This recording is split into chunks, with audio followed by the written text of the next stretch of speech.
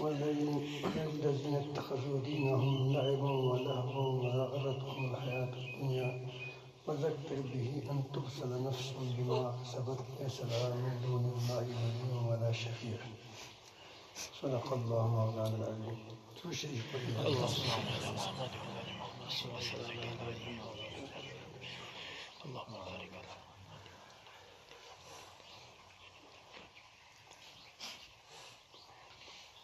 یہ دنیا اور دنیا کی جو چیزیں ہیں یہ انسان کی ضرورت ہے. انسان کھانے پینے کا محتاج ہے، کھاتا ہے پیتا ہے اور اس کی کچھ خواہشات لگی ہوئی ہیں. اس کو چمک دمک اچھا لگتا ہے اور اس طرح وہ مختلف چیزوں کو پسند کرتا ہے.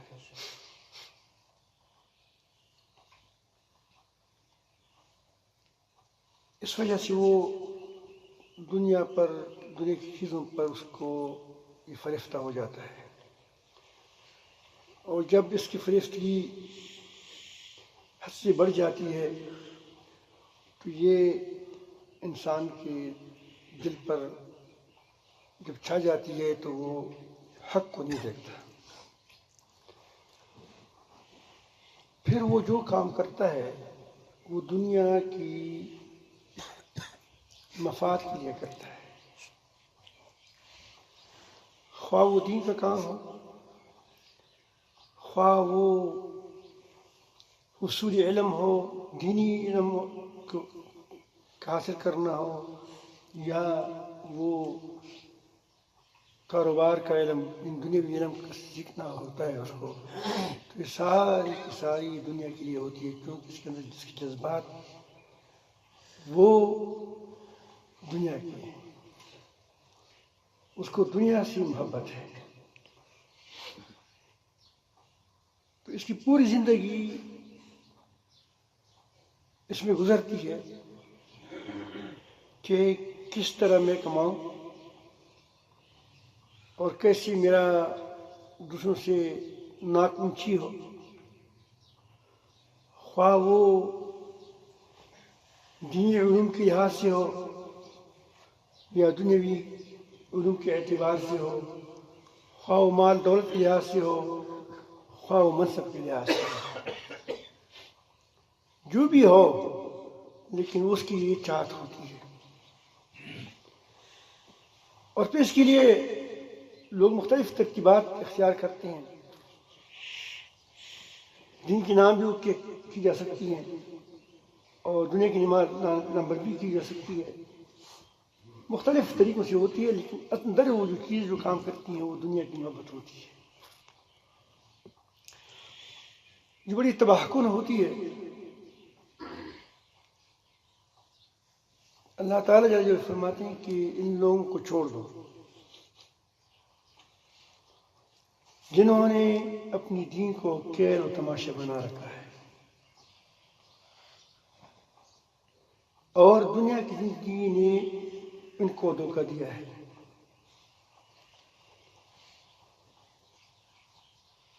اور ان کو قرآن مجید کے ذریعے سے نصیحت کرے تاکہ کوئی اپنی کیے میں گرفتار نہ ہو جائے، کل پھر نہ کہے کہ مجھے بات نہیں پہنچی تھی. وہ ایسا دن ہے لیس لہا من دون اللہ ولی ولا شفیع، اس کی اللہ کے سوا کوئی دوست اور سفارش کرنے والا نہ ہوگا. جب آنکھیں بند ہو جاتی ہیں پھر انسان بڑا افسوس کرے گا. اس وقت بھی فرشتوں سے کہے گا جب اس کا وہ روح نکالی جاتی ہے، مجھے پھر واپس کرو کہ میں دنیا میں کچھ کام کروں. اور قیامت میں وہ کہتے ہیں کاش میرے پاس دنیا کی مال دولت جتنی میری چیزیں سب اللہ تعالیٰ کی راہ میں اٹھا دیتا ہے. مجھے پھر مجھے سہولت مل جائے اس کو ایک ذرا برابر سہولت نہیں مل سکی. اللہ تعالیٰ فرماتے ہیں وَإِن تَعْدِلْ كُلَّ عَدْلٍ لَا يُؤْخَذُ مِنْهَا أُولَٰئِكَ الَّذِينَ بُسِرُوا بِمَا كَسَبُوا لَهُمْ شَرَابٌ مِّنْ حَمِيمٍ وَعَذَابٌ أَلِيمٌ بِمَا كَانُوا يَكْفُرُونَ. اگر دنیا بھر کے معاوضہ بھی دے تب بھی اس سے نہ لیا جائے گا. وہاں تو ہے بھی نہیں لیکن ہو جائے بالفرض وہ دے دے تو کوئی اس کو راحت نہیں ملی اس سے.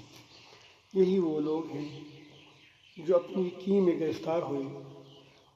ان کی پینے کے لیے گرم پانی ہوگا اللہ تعالیٰ فرمائے اور ان کے کفر کے بدلے میں ان کو دردناک عذاب ہوگا. بہرحال ایک بڑی دنیا آنے والی ہے. اس دنیا پر ہمیں دھوکہ دیتا ہے دنیا. اگر انسان اتنا سوچتا ہے سوچے کہ آخر جب مجھے پیاس لگتی ہے تو وہ پانی کیوں پیدا ہوا ہے. معلوم ہوا کہ میرے بندوبست پہلے سے ہو چکا ہے کہ جب میری بندے کو پیاس لگے گی تو اس کے لیے پانی ہوگا. پانی کا انتظام پہلے سے ہو چکا ہے. مجھے بھوک لگتی ہے اتنا سوچیں مجھے بھوک لگتی ہے تو دنیا میں یہ گندم مکئی باجرہ یہ چاول وغیرہ قسم قسم کی کانیں موجود ہیں. یہ کس ذات نے میرے لیے بندوبست کیا کہ میرا بندہ کو بھوک لگ جائے گی اور پھر ایک غذا سے وہ تنگ ہو جائے گا تو اس کے لیے مختلف غذائیں ہونی چاہیے. اور یہ چیز پہلے سے یہ بنائی گئی ہے. آپ کو پل کی ضرورت پڑ گئی تو پل مختلف شکلوں میں موجود ہے صورتوں میں موجود ہے. یہ انار ہے یہ کیلا ہے یہ انگور ہے یہ امرود ہے یہ مالٹ ہے وغیرہ وغیرہ. آپ بیمار ہوتے تھے تو جڑی بوٹیوں سے یہ پہاڑیاں بری پڑی ہیں. تو آدمی تھوڑا سا اگر سوچ کرے غور کریں تھوڑا سا تو اس نتیجے پر پہنچ جائے گا کہ جب میرے رب نے میرے لیے سارے انتظامات کیے ہیں تو اس کے لیے اس دنیا کی چیزوں کے لیے جو اللہ تعالیٰ نے میرے لیے پیدا فرمائی ہیں اس کے لیے میں اپنے رب کو ناراض نہیں کروں گا. یہ اسی کے ہاتھ میں ہے. اب بھی اگر وہ میرے پانی میں مجھے زہر لکھ دے زہر ڈال دے تو اس میں نفع نہیں ہو سکتا. اگر اب بھی میرے کھانے میں نقصان ڈال دے تو اس کو فائدے میں تبدیل نہیں کر سکتا. اگر اب بھی وہ مجھے لا علاج کر دے تو کوئی دوائی مجھے کام نہیں آتی. اگر آدمی تھوڑا سا یہ سوچ لیتا ہے تو دنیا پرستی کی بجائے وہ خود پرست بن جائے گا خود خدا پرست بن جائے گا. اور یہی انسان سے مطلوب ہے. تمہاری ضروریات ہے لیکن تمہاری ضروریات کا علاج کس نے کیا ہے؟ اس معالج کی طرف اس رب کی طرف تم متوجہ ہو جاؤ. وہ تمہاری تمام کام کر دے گا.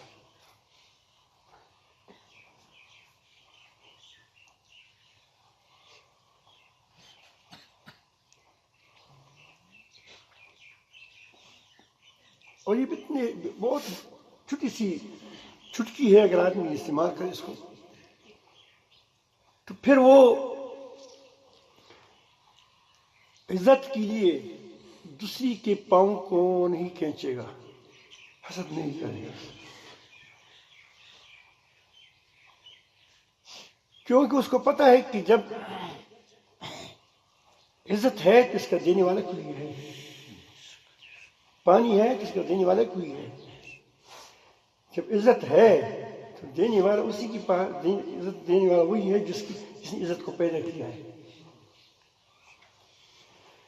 تو وہ اپنے رب کے ساتھ پاس ہاتھ کی طرف ہاتھ بڑھائے گا، یا رب العالمین مجھے ذلیل نہ کر دیں۔ تو اس طریقے اس طرح وہ کرتا ہے تو دنیا میں اس کی بہت اچھی زندگی گزری گی، اس کے اندر حسد نہیں ہوگا، جلے گا نہیں، اس کو نقصان نہیں اٹھانا پڑے گا، تکلیف نہیں ہوگی، وہ اپنے رب کے ساتھ لگا ہوا ہوگا، لگا رہے گا۔ اگر خدا نخواستہ وہ دنیا پر فریفتہ ہو جاتا ہے، پھر حسد، بغض اور اس طرح مختلف چیزوں میں گرفتار ہو جائے گا۔ کسی کے مال کو دیکھے گا اس سے جلے گا، کسی کی عزت کو تھوڑا سا دیکھے گا اس سے جلے گا، کسی کے منصب کو دیکھے گا اس سے جلے گا۔ بس اس کی نصیب میں ٹینشن، ڈپریشن آ گیا۔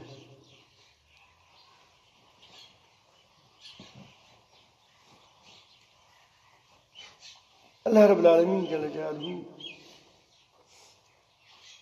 نے اسی بات میں یہاں بتایا کہ جب آدمی کے اندر دنیا کی محبت آ جاتی ہے تو دین کو کھلونا بنا دیتا ہے۔ یہ بڑا ہی ہمارے لیے لمحہ فکریہ ہے کہ آج ہم نے دین کو کیا بنا دیا، ہم نے دین کو کس طرح پامال کر دیا۔ دین کے نام پر ہم کیا نہیں کرتے۔ جب ہمیں کبھی کسی کے خلاف بولنا پڑتا ہے، اپنا دل ٹھنڈا کرنا پڑتا ہے، تو کہتے ہیں کہ یہ جہاد ہے، یہ جہاد میں جھوٹ جائز ہے، جھوٹ کا جواز نکل آیا تو کھیل بھائی بن گیا نہیں بن گیا۔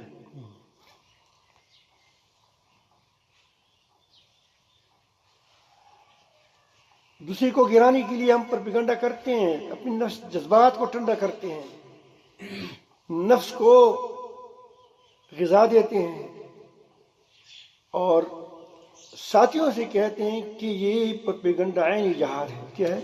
عین جہاد ہے۔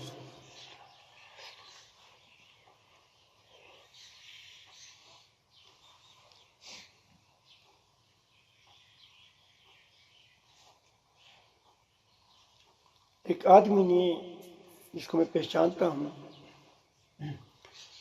اس نے ایک آدمی کے خلاف کتاب لکھا تھا۔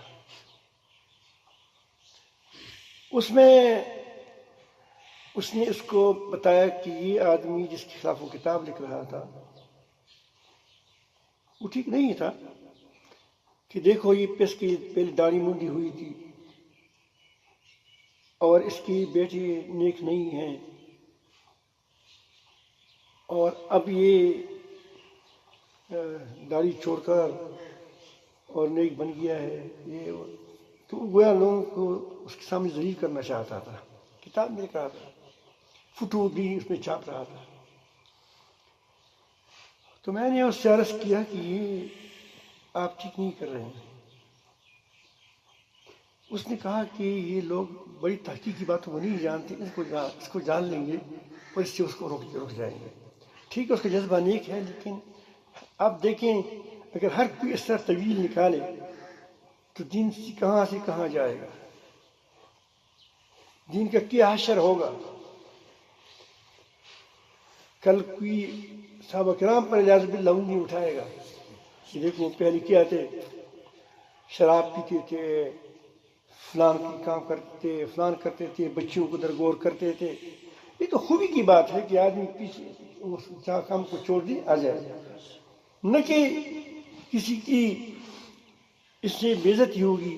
فضیل بن یاد رحمۃ اللہ علیہ پہلے اس کی حالت اور تھی پھر اور ہوئے۔ کتنے بزرگان دین ہیں کہ وہ پہلے اس کی زندگی باغیانہ تھی، پھر خدا پرستانہ ہو گئی۔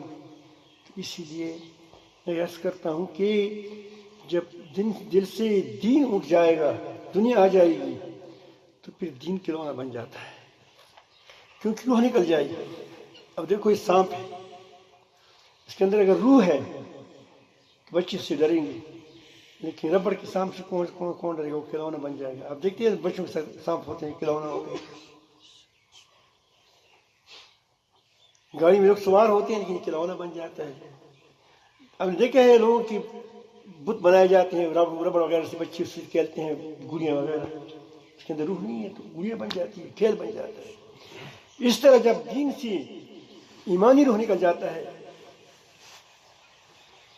اس سے خدا پرستی نکل جاتی ہے، اللہ تعالیٰ کے سے تعلق رخصت ہو جاتا ہے، تو جو دین بھی ہو کیا کھلونا نہیں بن جائے گا۔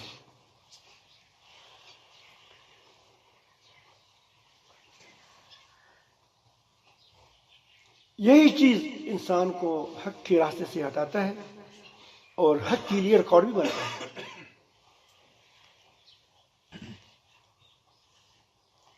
اگر میں نے اسلام قبول کیا تو یہ اس کی فتح ہوگی، اسی لیے جان بوجھ کر اسلام قبول نہیں کرتا، وہ جاہل بن جاتا ہے۔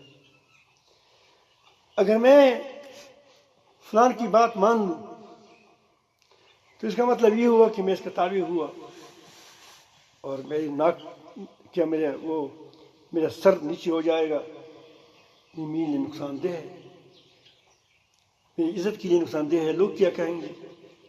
اب یہ ساری کی ساری جو بےمانی آتی ہے، ساری دنیا پرستی کی وجہ سے آتی ہے۔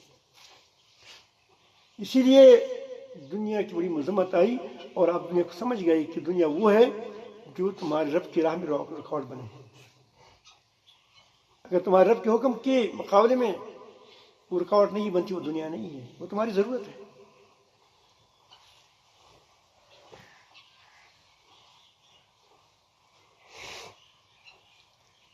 آدمی مال کمائے، اللہ تعالیٰ نے بہت کچھ دے دیا، اور وہ اس کو اللہ کے راستے میں لگاتا ہے، لوگوں کی مدد کرتا ہے، اور جب بھی کوئی اللہ تعالیٰ کا حکم آتا ہے تو اللہ تعالیٰ کے حکم کو اختیار کرتا ہے، اور اس وقت اس کی دنیا اس کی نظر میں حقیر نظر آ جاتی ہے۔ نبی کریم صلی اللہ علیہ وسلم گھر میں مشغول رہتے تھے، لیکن جب اذان ہوا ترنت فق ہوا، اور ایسا معلوم ہوتا جس اجنبی۔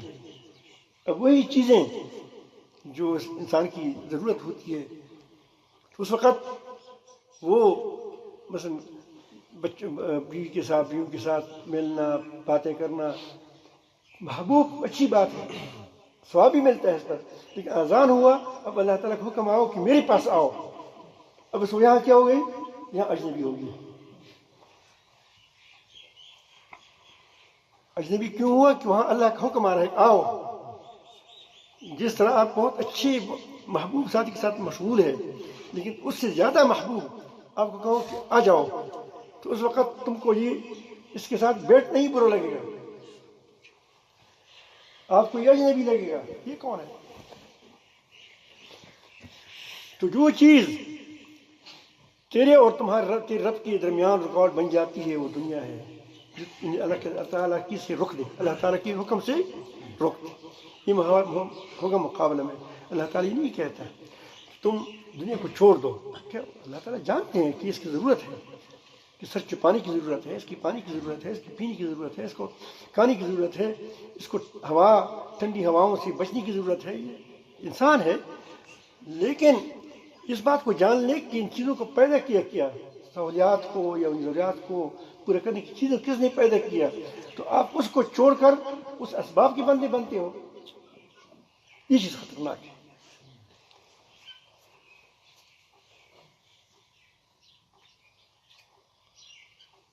ہم سے جو بڑے بڑے کام نہیں ہو سکتے ہمارے ہاتھوں سے، آپ بہت اچھے لوگ ہیں، آپ عظیم کام کر سکتے ہیں، لیکن تمہارے ہاتھ سے جو نہیں ہو سکتا،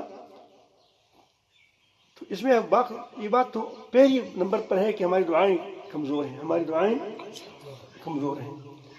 لیکن ہماری ہمت ہی کیوں کمزور ہے؟ ہمت کیوں نہیں بنتی؟ ہم نے یہ واقعی یقین، ہمارے اندر میں یقین کی بہت کمی ہوتی ہے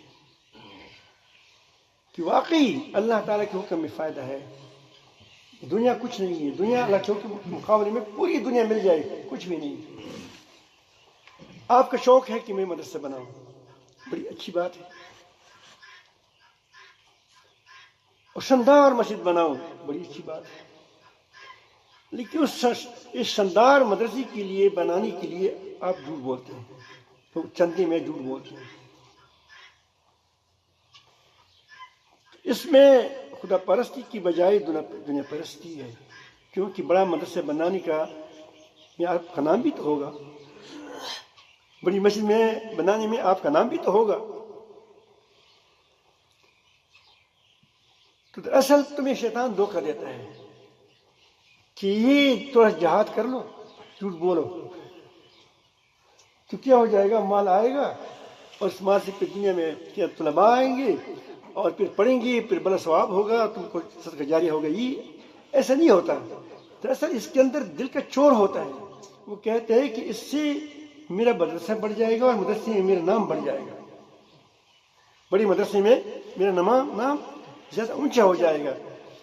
لیکن یہ بات بڑی مشکل ہوتی ہے، یہ صحبت سے حاصل ہو سکتی ہے، صحبت سے حاصل ہو سکتی ہے، لیکن لوگ تو اس کو بڑا سمجھیں گے، لیکن اس طرح یہ جو جذبہ ہے یہ بڑا بیکار جذبہ ہے، بڑا جھوٹ کیوں بولتے ہیں؟ جھوٹ اس لیے تم بولتے ہو تاکہ کیا ہو جائے؟ میرا نام اونچا ہو جائے۔ تو جس آدمی کے اندر رب العالمین کے لحاظ ہوگا کہ میرے رب نے کہا کہ جھوٹ مت بولو، جھوٹ مت بولو، تو وہ کھری بات کرے گا، وہ ٹھیک بات کرے گا۔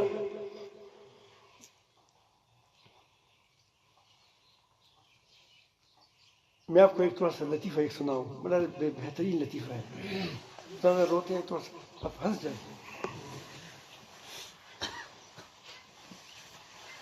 میں نے کسی کتاب میں دیکھا تھا، حضرت غالباً حضرت قاری شیخ الاسلام قاری مبتدی رحمۃ اللہ علیہ کی کتاب میں تھا غالباً، بہت پہلے کی بات ہے، کہیں دیکھا تھا، اس نے کوئی مثال اس کی اور چیز کے لیے دی تھی، لیکن میں یہاں اس کو مجھے اب ذہن میں آیا آپ کو بیان کروں گا۔ انہوں نے لکھا تھا کہ ایک عورت تھی، بڑی ناسپلہ تھی، اپنے آپ کو بہت کچھ کہتی میں بڑی نیازبین ہوں، تو اس کا شوہر بڑا اچھا سمجھدار دیندار آدمی تھا، اور جب وہ لڑکی گھر میں آئی تو وہ کسی چیز کو کوٹنا تھا، کوٹنے کے لیے ایک اس کو کیا ہوتا ہے، دستہ ہوتا ہے، دستہ لوہے کا، تو یہاں کے ساتھ لنگڑی پڑی تھی، لنگڑی کہتے ہیں نا، تو دستہ وہاں پڑا تھا، تو نے کہا کہ بھی تھوڑا سا دستہ لاؤ، کہا کہ میں تو اس کو اٹھا نہیں سکتی۔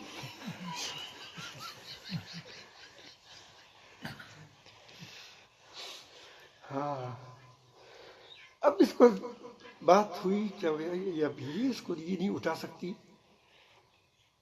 زندگی کیسی گزرے گی؟ تو انہوں نے چپکے سے اس کو کیا کہتے ہیں، دستے کو لے گیا سونار کے پاس لے گیا، وہ 3 پاؤں کا دستہ تھا، آدھا سر کا، اس نے کہا کہ اس سے مجھے ہار بناؤ، یہ پوری سے ہار بناؤ، اور ایسا بناؤ کہ سونے کی طرح لگے۔ پیسہ تو یہ ہوا، ترتیب بڑھ گئی، بہترین تب ہار اس کی لوہے سے اس نے بنا دیا، اسی دستے سے بنا دیا، کوٹ کر کے اس کو توڑ کر اس کو سونے کی پانی لگا دیا، اور اتنی بڑی ڈبے میں رکھ دیا۔ تو جب وہ گھر لائے تو اس کی بیوی کو کہا کہ آپ کے لیے ہار لائے ہیں، کہ مجھے فکر نہیں ہوئی تو مجھ سے باری ہو گیا، سونے کا ہار ہے. اب وہ کہتے کہ مجھے بتاؤ. اس نے کہا کہ نہیں کل بتاؤں گا، کل آج دن چھٹا ہے، پھر کل بڑے دن میں آپ کو پہنیں گے. اس نے کہا کہ نہیں مجھے ابھی دے دیں. بہرحال کہا کہ نہیں ابھی نہیں دوں گا. رات کو پھر اس کی تھوڑا سا کمبل اٹھا کر کے وہ مجھے دے تھوڑا سا دیکھ.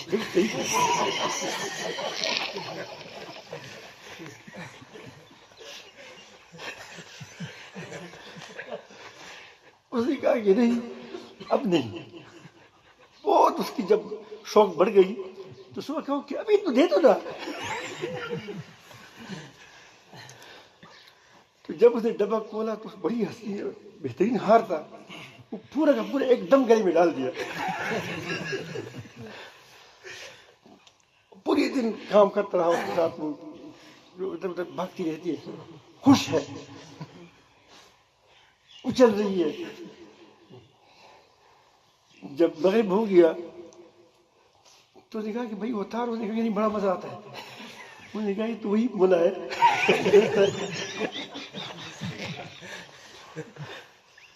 اب دیکھیں محبت کس سے ہوئی؟ سونے سے محبت تھی، سونے سے محبت تھی. وہی ایک سر آدھا سر وہ ڈنڈا وہ اٹھا نہیں سکتا تھا. اب اس کو گلے میں ڈال کر صبح سے رات تک اس میں پھرتی رہتی ہے اور کہتے ہیں کہ بڑا مزہ آتا ہے. تو مزہ کیوں آیا؟ اس شوق نے دلایا. کس شوق نے؟ کہ میری گلے میں سونا ہے.